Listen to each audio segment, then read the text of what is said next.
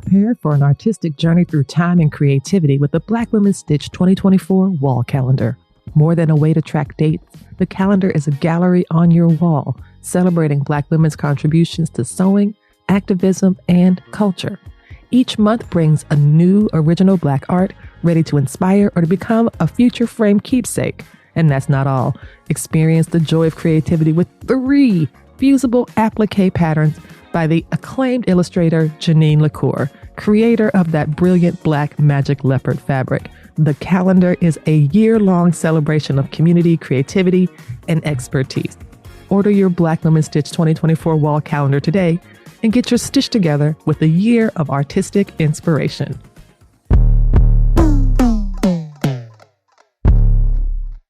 Hello, this is Carmen Green, founder and curator of the Black Sewing Network Experience. Black Sewing Network, also known as BSN, is a network that amplifies and celebrates Black voices in the sewing community 365 days a year. We host daily live sew-alongs, sometimes multiple times a day, primarily in the TikTok space, but also across all social media platforms. Thank you so much for taking the time out of your schedule to tune into the Ladies of BSN series on the Stitch Please podcast. Special thanks to Lisa of Black Women Stitch for always being so supportive of BSN and for sharing this amazing platform with our incredible host. You can find our up-to-date sew-along schedule at www.blacksewingnetwork.com, and we would love to see you join us at our next sew-along. Thank you again for all your support, and enjoy the rest of this episode.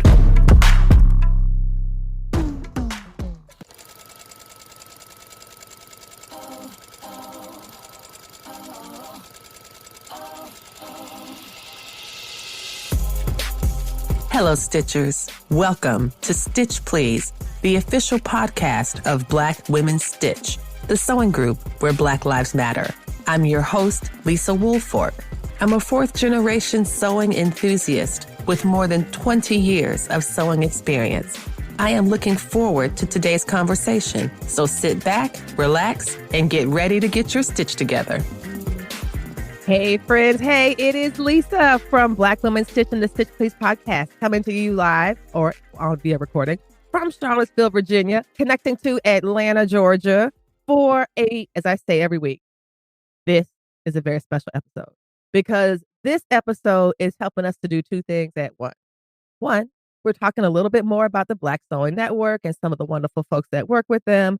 And 2, you get to be introduced again, or in a new and different way, to one of the most quintessential sewing influencers.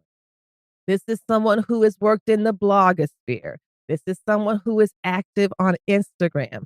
This is someone who is starting to take over TikTok. She also has a YouTube channel. And something that I really appreciate that's close to my heart, she is a planner. And I love a planner. She lays out her sewing plans for the season. She has little tiny pictures and everything. She does pattern hauls, and she actually, check this out, sews the patterns she buys. Like, what? Sometimes. What kind of nonsense is that? I mean, you buy them and you cut them? Like, we have all the time in the world, I guess. And she's also an engineer, which is another amazing thing. I know quite a few people who are sewists and quilters who are engineers. Latifah Safir is an engineer.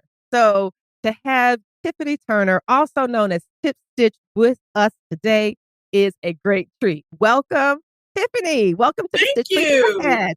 Thank you. Thank you so much. You're so kind. Like, that made me sound way more impressive than I am. I appreciate it. Listen, you are impressive, and you just got to start practicing it more. So I like to ask folks, like, what is your sewing story? Was this something you started as a small child? It's something that you did as an adult in need of a stress reliever? What is your sewing story? So I didn't start sewing until I was an adult, which is odd because some of the women in my family sew, like, not all of them, and it wasn't something I saw a lot of, but I knew that they did it. And I used to always see clothing in stores. And you know how you see something in a color that you don't like, but the outfit's cute? Yeah. Or they have the print off and don't match up. And I used to think like it would be cool if you could just do it yourself. Then you could have exactly what you wanted, the right length, the right whatever. But it just seemed like such an abstract idea to be able to sew your own clothes, or something that old women. I don't know. It didn't seem like a real possibility. And then in 2014, I just was sort of like, I think I can do this. I'll try it. And I've been following Mimi G, and she had her 30-minute pencil skirt tutorial. And I was like, that doesn't look that hard. Surely I can figure that out. And so I borrowed my mother's sewing machine, which she's never gotten back. See, this is why you can't let kids borrow nothing, thieves. Mm-mm. She has another one. Okay, so you stole your mama's sewing machine, and then what happened? I stole her sewing machine and I made the skirt. And it turns out dreadful. Like there's still a picture somewhere on my Instagram feed. I share it about once a year. It was trash. It was trash. It was a cheap knit. It was trash. It didn't look nothing like Mimi's skirt. And I was pissed. Oh. And my husband said, why in the world would you think that the first time you touch the sewing machine, it would come out perfect? And I was like, because I followed the instructions. Like, ain't that what you're supposed to do? And he was like, stick with it. And I was like, I bet he regrets that now. But anyway, so yeah, so I that was my story. And once I started, I was just very hooked. I always wanted a hobby, but I'm a Gemini and I'm like really scatterbrained and I have lots of personalities and lots of interests. And sewing is literally the only thing I've ever stuck to. It's been about a decade now, and I'm still just in love with it as I was when I started. So I'm just happy I finally found it. My only regret is not starting sooner. I think that's such a powerful claim in so many ways. The idea that you could look at clothes in a store and say, I like this thing about it, but I don't like that thing about it. And instead of saying, let me see if I can buy another thing that looks like what I want, you said, let me see if I can make it. Let me see if I can make it.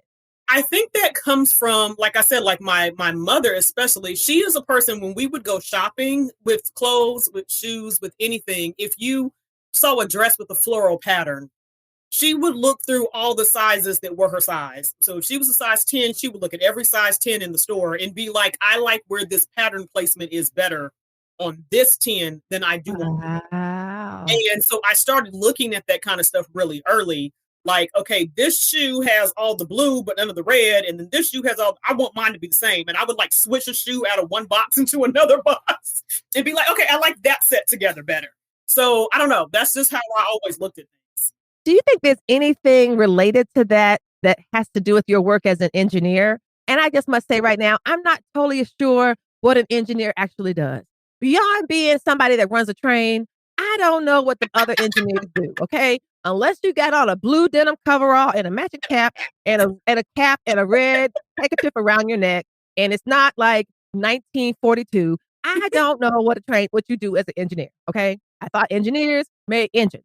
So, please say more about how like the work that you do with the engineering might connect to how you sew.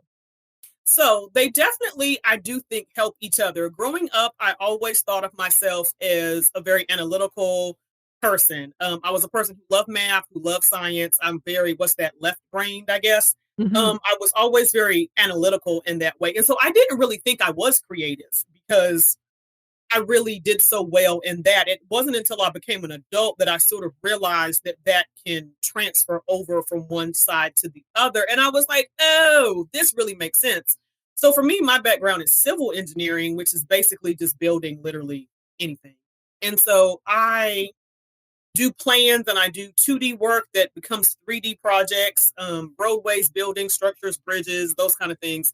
That's how I think I sort of look at sewing patterns, right? Yeah. Like you have a pattern and you have this 2D piece of tissue or paper or 2D flat fabric, and then you turn it into this 3-dimensional object.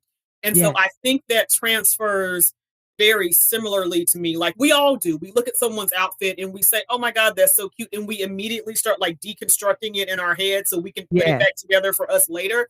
I think my engineering brain is just very attuned to doing that. Yes, yes.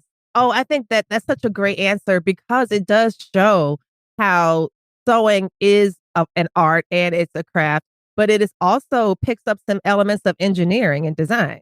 Like there's certain things you have to do when constructing a pair of pants to help them go all over your legs, you know? Right. Like that's something that comes from structural engineering, the way that the thing is meant to be put together. And the steps, like you do this seam and then you do this seam, and sort of like you can't build a house without the foundation first and then the frames and then So I think I sort of approach it in the same way. Now that is also has its limitations. I'm not a person who's going to buy a dress form and start draping. That don't make no sense to me. That's not, Yeah. there's no math in that. It's just like, do it if Yes. it's pretty. Nah, I can't do it. Oh, that is so awesome. I used to have a dress form and I had to get rid of it because every time I would come down to the sewing room, it would scare the shit out of me. Like I always thought there was somebody in here who looked like me but didn't have a head. And it was unnerving. Okay. And That is scary. it's unnerving. And so I'm like, you know what? I'm just gonna fit it on the body I have. Okay. I can't have no extra bodies laying around. Clearly my nerves aren't built for that. But one of the things I do appreciate, and when we see this when we look at your wonderful YouTube channel, is the way that you blend fashion, sewing, and DIY. I feel like one of the contributions that I appreciate about your work, Tiffany, is how you are it's like you're a big cheerleader for sewing. Yeah, you're not just gonna say rah rah, I love sewing. You say all that, but then you also equip people for success. And I see that in your channel. Can you talk a little bit about how you organized your work since the beginning, since starting out with the blog to basically equip people to enjoy sewing too? Yes, I mean, if anybody's been following me way back, they remember I used to go by frugal or frugy fashionista because I was all about saving money with sewing. I've sort of progressed past that now. It's a problem. But that was my thing in the beginning. So I was very eager to show people that you could sew, learn to sew, and sew your own clothes. And it didn't have to be this super expensive hobby, which it still doesn't have to be. It just sort of is fun when it is. Yeah. So I guess I always wanted to have a value add. When I was looking for new patterns, I wanted to know, what people thought about them, see the reviews, see them on other bodies.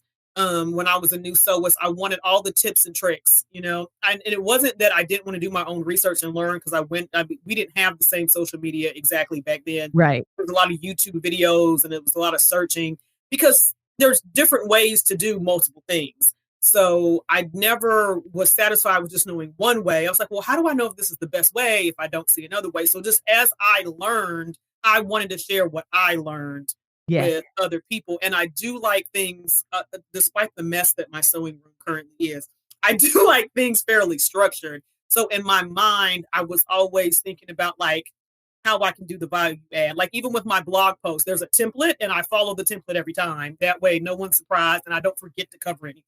I really love the way you think about structure and the way you think about planning. I love all of that. I love templates. I love okay, these are the 3 steps I know I have to do every single time. It just gives me a sense of confidence, I might not be able to get to the exact outcome as I might envision it right now, but I do know if I follow these steps, it'd be much closer to it. Exactly. Yes, that is really enjoyable. Now, the blog is something that you did that was visual. So you had images, you had text, you told stories, you broke things down, you described your process really beautifully. Have you discovered any difference in shifting from a written and photograph medium to something like YouTube, for example, where you're doing face-to-face videos, you're reviewing things, you're showing examples? You're definitely right. There are some similarities and some differences. So for me, I'm a very vocal person. I'm a very animated person most of the time. I'm very vocal. Like most people have to shut me up. So I do like the YouTube and say like the TikTok where you're doing most of your information from videos. My problem with that is I'm a perfectionist and I tend to want to re-record things and get it just right. Oh my. And so it takes me a lot longer to prepare the videos, right? I'm working on progress, not perfection. I'm working on That's it. right. That's right. So that's my biggest hindrance there. But like talking naturally and not having a script and just, sharing the information, I really enjoy that part. Whereas with the blog, honestly, I really hate taking blog photos. I really do. Oh, really? It's fun. It doesn't look like it. It does. Your pictures look very cheerful. You do not look like somebody who is, resentful in front of the camera. I do not like it. One is I take my own photos. It's me in a tripod out Yep. on the street, on a lake, on a sidewalk in front of my house. Like that's me. One of those is my neighbor's backyard. Like I will take a picture anywhere. I don't really mind that part, but like just setting it up and making sure that I go out at the right time of day and finding a good background to use and then like not using the same background every time because I get sort of bored with that. It's just I don't know. It's a lot of work to get like fully dressed. Just like if I'm getting fully dressed to go to something and I can take pictures while I'm there, that's fine. But Yeah. if I have to just get fully dressed to go take photos and then come back home and eat dinner, like I don't know, that's not thrilling to me. But I want the pictures to look a certain way, so of course I do it. And like there are a lot of people who don't show their face and show their garments on like the dress form or something like that. That doesn't really speak to me. So like I have to put it on, and I don't have anybody else to put it on. Like I don't have a Right. model, so it just has to be me. Right. And then writing the blog post, one of the reasons why I do the template is I realized that I was spending a lot of time trying to come up with the correct verbiage and make sure that I caught like Mm. tips that I thought about while I was sewing the garment, or like what did I change so people will know. So that's why I came with the template, that way that I would not forget the things that I wanted to share each time. And so they're just different. I'm not a writer. I don't really like writing.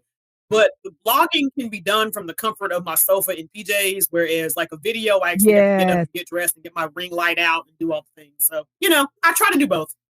And I think you do both effectively. If you are a Patreon supporter, and seriously, why are you not totally join the Patreon? Really a lot of fun. And you get to have videos of these great episodes. So if you were a Patreon supporter, you could see this amazing image right now of Tiffany in two different dresses. Both of them look kind of summerish to me, but they are both lovely. So can you walk us through the two looks we have right here? So the two looks here, I forget the pattern number for the first one, but that is Mimi's pattern. I think I'm not going to say. It's a Simplicity pattern. It's one of Mimi's patterns, and it was really cute on her. I had it for a couple of seasons and did not sew it right away. I like mixing prints. Yes. It's really fun. And this is actually the same print, but on two different scales. And I just thought Oh, that was yes.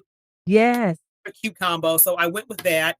And then the one on the right is actually a jumpsuit. It's McCall 7577 or 7757. It's a lot of sevens and fives. And that floral fabric is from Melanated Fabrics, Mimi store here in Atlanta. Yeah. And I've made that pattern before. And as I like to say, I outgrew it.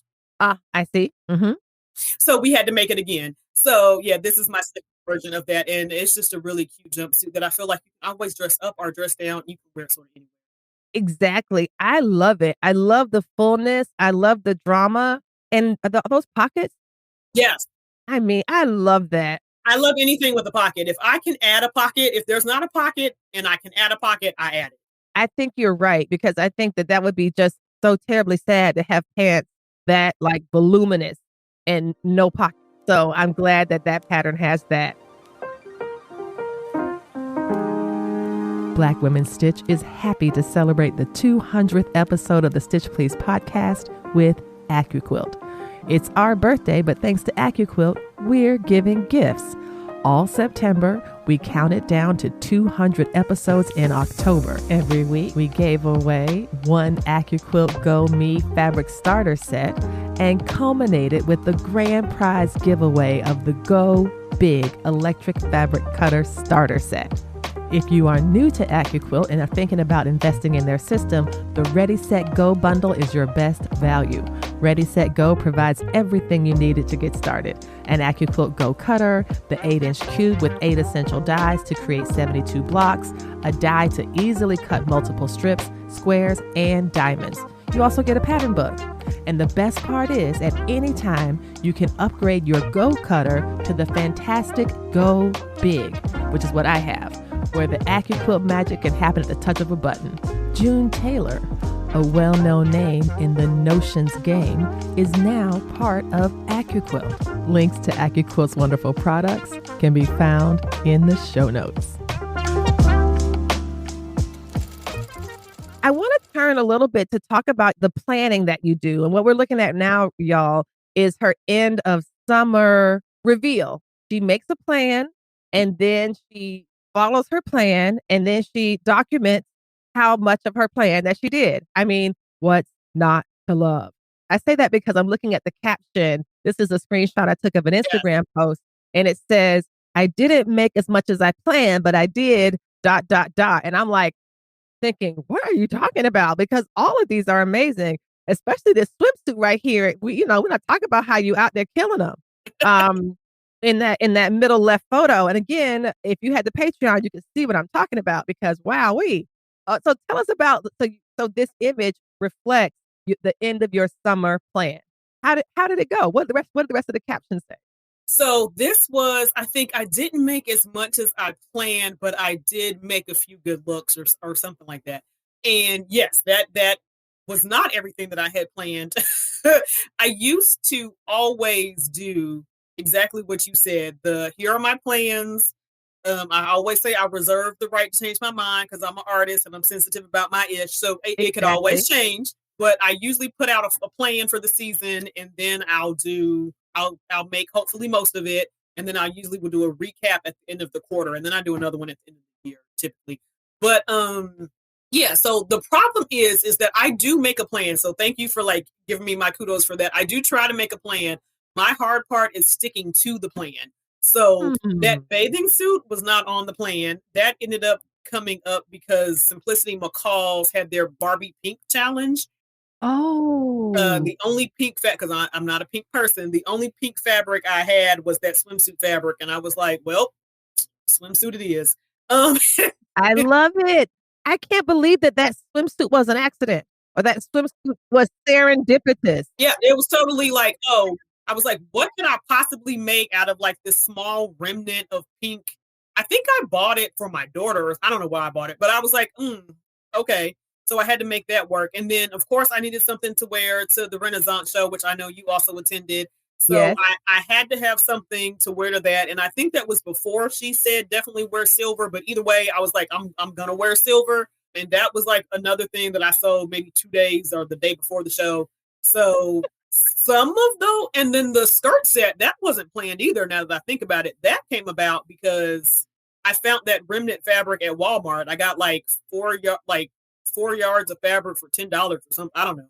And I was like, oh, I can make this a set. Watch me. So that's where that came from. I was a little bit off this summer. I don't know. But I had fun making what I made.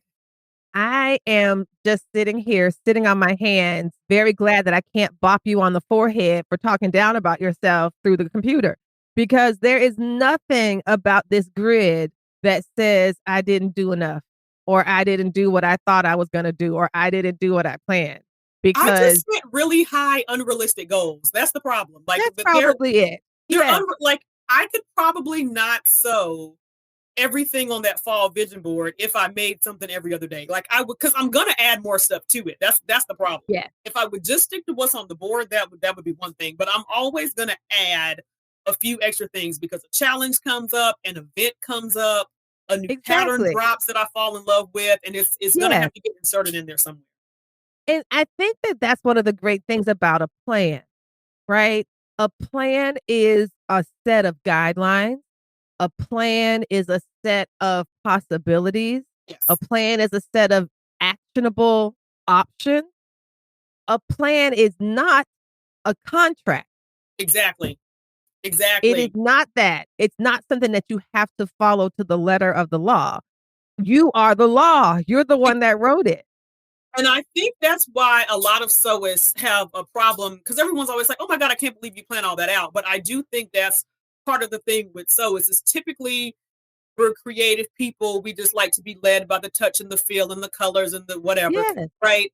But just because you make a plan, exactly, you do not have to stick to the plan.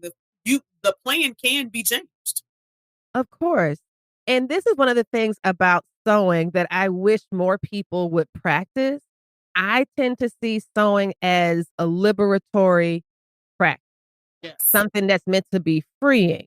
And in some ways, patterns can be that. Patterns can absolutely be that, but they can also be incredibly restrictive, whether because they're not size inclusive enough, which I find a big problem, or because they want you to make it look exactly as it does on the envelope. But that doesn't seem to be like the goal of buying a pattern. You don't buy a pattern because you and your friends all want to look exactly the same.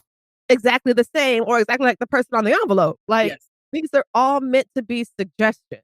That's why they call them fabric suggestions. I totally agree. You have to understand the principles, right? Like, okay, well, this fabric, this is a swimsuit. They're calling for stretch fabric at 70% stretch. If I make mine out of denim, it'll be the world's worst swimsuit.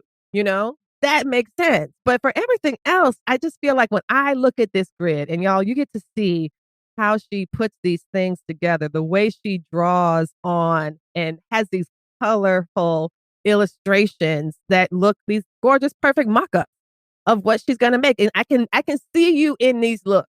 I can see, I'm like, oh, I can't wait to see her in this one in the lower right corner that has the big cutaway. And I always wondered how that shirt would work with a bra or without a bra. And I can't wait till Tiff makes it so I can We'll see. find out. Like, I think that is ridiculously fun. And also, I think by making a plan, it's like you're offering a promise to yourself. Yes. And you're not breaking your promise by changing your plan. You're keeping your promise by making anything. And that's totally how I look at it, is like, I'll lay all this out, and I usually backtrack when it comes to jeans. Like, I always put a pair of jeans every fall and winter. I put a pair of jeans. I ain't made a pair of jeans yet. So one of these days, hopefully this season, I'm actually going to make, maybe not both, but at least one of these pairs of jeans. Like, let's keep our fingers. Good. But yeah, I put it up there as sort of like, like an ambition. It's like you're setting the goal for yourself. And then I don't beat myself up if I don't get to it, because life happens. Like, let's be honest, things happen. You, your husband, your kids, your family, whoever, work happens, things happen where, maybe, like for you in the ankle, like, you don't know what may happen. You don't know. So you have to be flexible if something pops up.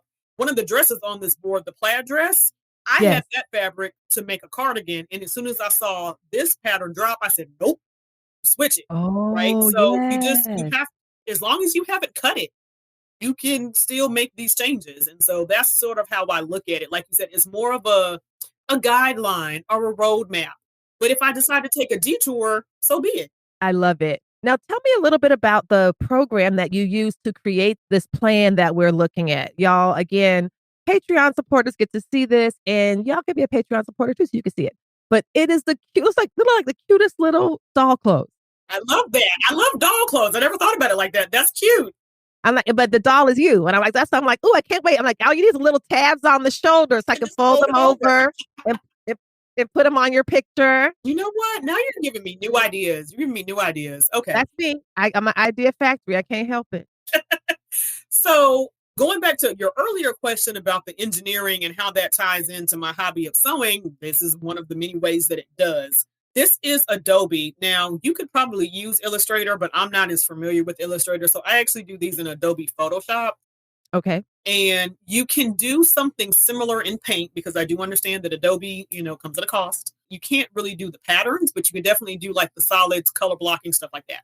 So yeah, so I have a YouTube video that actually walks you through how to do this, because I used to get questions a lot. So I did a video because I wanted everybody to be able to do it too. And I do this because I can't draw. I'm not a sketcher. I can maybe imagine it in my head and sort of know how I want it to turn out, but I don't know how to translate that to other people to see with my hand, which sucks because my dad is an artist. It really pisses me off that I didn't get that talent. You got a lot of other ones though, so no complaints. I can't be greedy, you know what I mean? So I decided that, oh, I can do this thing that I do at work, but I can use it for this. Yep, let's do it. So that's where this came from, because usually, like I said, I can sort of visualize it in my head. But, sometimes I love the color block, and there's nothing color block really on this board, but I love the color block. And sometimes in your mind, you're playing with the placement of like, do I want the darker color here or the lighter color here? Or do I want these two the same color or different, or, whatever. Right. And what I would do is I would print out the line drawings from the website of whatever pattern I was trying to use. And I would like color it in with a colored pencil. But then, girl, I'm gonna put that in a folder. It's gonna be in a drawer. I'm not gonna know what I do with it. I don't know where it is. It was just here a minute ago. It was just on the court board. I don't know where it is. So that's when I moved to doing it digitally. One, because I can sort of do it faster. And two, because I can save the file. I'm not gonna lose the file. So that's sort of why I ended up doing it that way. But if you have access to Adobe, you can certainly do it. Watch my YouTube video. I'll walk you through it. And if you don't have access to Adobe, you can definitely do it in Microsoft Paint, which is free. It comes on, I think, all Windows machines. I'm sure there's something you can do it in an Apple. Sorry, Apple users. This is not like drawing. Anyone can do this. And I just take the line drawings, and then if I have a picture of the fabric, or if the fabric is available, like if I bought it online, then I just take a screenshot or save the image of the fabric, and then you just blend them together. I really love it. And what we'll do is I'll make sure that the link to the video of walking people through drawing the line drawing will be included in the show notes for this episode. So y'all listening to this episode, you can go to the notes and it'll have a direct link to Tiffany's video so you can see how you can adapt these techniques for yourself. Now, it's hard to believe that you've been in this game for almost 10 years. And Black Sewing Network has just celebrated its 1 year anniversary. And so I've seen you doing sew-alongs with them. It's just so wonderful that your influence and career has extended, of course, that long, but also that it's something that it's renewable. It's always something new, something different. Can you talk about what it's like to be on the Black Sewing Network and doing the sew-alongs with them after having such a long, decade-long influencing career with other forms of media? So it has been a blast. If you know about Black Sewing Network, you know about Carmen. And Carmen is going to annoy you until you do what you want her, until you do what she wants you to do. Like you can't, it's not even worth fighting. Just go, if she asks you, just go ahead and do it. So I think that she had started it. Like, I'm sort of new. Like, I'm not an OG BSN watcher, but not like participant. Yeah. And I was not hesitant about TikTok, but I was like, I just can't figure TikTok out. And she was constantly like, everybody, y'all need to go live. You need to go live. If you got no followers, you need to go live. And I was like, well, I have the followers. She's like, why you ain't going live then? And I was like, what am I supposed to talk about? What am I supposed to do? And she's like, well, just sew something. And I was like, don't nobody want to see that? She was like, they do. And I was like, oh, Carmen. So it did take a little persistence. But once she talked me into it, it was so fun. Because one of the things that you don't really see on my YouTube channel is sew-alongs. You see tips and tricks, you see how-tos, you see other things, but you do not see sew-alongs because I did too.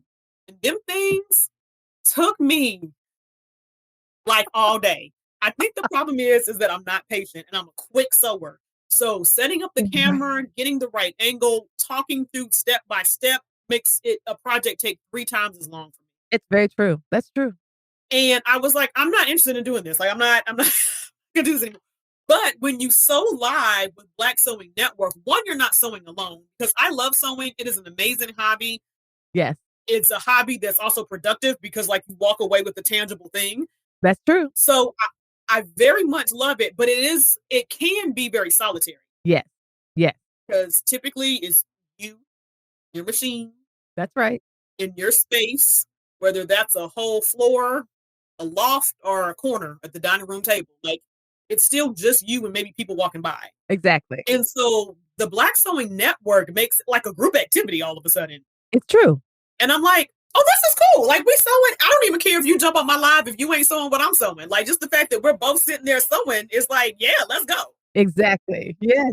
That's probably my favorite part of TikTok is the live component because you can go live on Instagram, but they make it more difficult. So I think Carmen had just like a genius multi-million-dollar idea when she was like, oh yeah, we just gonna do a whole thing just sewing all the time. And I was like, this is genius. And so now that I did that first one where I was a guest, I think she was hosting, it was a Sunday service and I was a guest. And I was like, oh, I like this. So when she was trying to get people to join in to do the power hour, I was like, I'll do it. I'll do one. I can do one. And then she was like, okay, we're doing all the Know Me patterns. We're doing those for fall. Who wants to do them? I was like, I can do one of them too. So like, she's like, oh, you caught the bug now. Yes, Carmen. Exactly. Now you got to admit she was right. That's what just got to admit it. I guess. But yes. I really do love that because it's a way to keep the pipeline of sewing flowing. I think something that am learning is that not everybody who follows you is on one place. Yes. I'm on Instagram a lot because that's what I'm used to. Black Women Stitch started on IG, sometimes a little bit of Facebook stuff to promote the show. And I post on all the platforms to promote the episodes. But in terms of being there, I'm typically on Instagram. But TikTok is huge, and it has a much better search engine feature. It's one of the top rated search engines, even outstripping Google. People would go to TikTok to look for something, Yes. to learn how to do something. So to be there is kind of worth doing in terms of discoverability. And I just love how Carmen made it easy for me to get started because I wanted to do it, but they have that 1,000 follower threshold, which is not that easy to get if you don't have like built in connections ahead of time. So I was just really fortunate. I had some followers on a pretty empty account, and Carmen looked at it and she was like, "You need to post more." And I was like, "Okay." And she's like, "Okay, we're gonna help you." And it worked out great. But I think the hardest part, and I think we might have mentioned this earlier, is like the demands of social media. Do you have a good strategy or practice that you found for yourself about how do you appear? How can you promote the project of Tip Stitch in all these different social platforms? So I'm going to say that I am continuing to work on that Okay. because my mother used to say as a child, like, everything ain't going to go well. Either your house is in order and your job is a mess, or your job is going great, but your kids are acting up, or your kids and your husband are great, and then something's falling apart all the time, right? And so just because there's so many different modes and all the modes are different, Yeah. which is what I do like about like TikTok Live, is like no one is expecting perfection. It's not the same as recording a sew along because you're doing it live with me. If I have to unpick it, y'all gonna watch me unpick it. Exactly. And then I think that's also relatable because then people realize that everything doesn't come out daisies every single project. Like sometimes you got to undo some things, right? So I feel like my initial approach was just to share whatever I was sharing on Instagram on all the platforms. Okay. That definitely didn't work because each platform has a different target market, I guess, right? Yeah. So on Facebook, you can do a little bit of everything. You can do the videos, you can do the still images, you can do live, you can Yes. put a lot of text if you want. Twitter never worked for me because sewing is a visual media. So it's like, why would I put that on Twitter? Like, this ain't for pictures, which is why Instagram always made the most sense for me because it was like it's photos and a little bit of blurb, but it's basically about the photo. And Exactly. that way it's just like, ooh, look at pretty pictures. Just keep swiping, keep swiping. And then I guess I should have known we were in trouble when Instagram and YouTube started adding the reels and the shorts. And I was like, oh, so TikTok ain't going nowhere. I guess I got to go over there and join. Okay. Yeah. So, Yeah. Or the short form video, everybody's going to be doing it now. right. So I was like, crap, this is not going anywhere. Okay. Now I got to figure out how to do this too, because I already told you I didn't love doing the pictures, but I worked that out. So now I got to figure out how to do the video too. Man, y'all asking for a lot. And then I got to do a vertical video for TikTok, but I also got to do a horizontal video for YouTube. Like, what do y'all want from me? I need an assistant. So I'm learning now how to sort of what I'm working on. I have not 100% implemented yet, but what I'm working on is figure out a way to, as I approach each new project, because as Carmen loves to say, you're doing the work anyway, right? You're sewing it, you're cutting it, you're putting it together, you're wearing it, you're doing all, you might as well like document it. So what I'm trying to do is as I'm starting a new project is identify what I want to document and then market that to the medium that makes the most sense. Yes. Yes, that's wise. Pattern reviews will probably mostly still stay on my blog Yes. because I initially started my blog really as a sewing diary to myself. So I'm going to want to remember the changes and the size and so the review is going to live there. The still photos or the finished garments that are more curated will stay on Instagram. Mm-hmm. And then whatever gets shared on Instagram probably will get shared on Facebook because they work so well together. And then TikTok will be more behind the scenes and the work that goes into it. So I feel like that's not a magical solution, but I think that you just have to figure out what you want to highlight and then split that up amongst the platforms. I think it's a great strategy because it's kind of like you're using everything that you're doing and you're not trying to put everything in all the buckets. You know, you're not trying to do behind the scenes plus reviews, plus so longs, plus educational promos. You're not trying to do everything in all the places. Because you'll just burn out. You'll burn out trying to recreate it for each thing. So I can't do that. I tried and it's tiring. Yeah. And it's meant to be fun at the end of the Right. day. Oh gosh, this has been so wonderful, Tiffany. I'm so grateful to you. I'm going to ask you the question I ask everybody at the end of the Stitch Please podcast. The slogan of the Stitch Please podcast is that we will help you get your stitch together. What advice do you have for our listeners to help us get our stitch together? Oh man, see, this goes back to me being talkative. I have so many.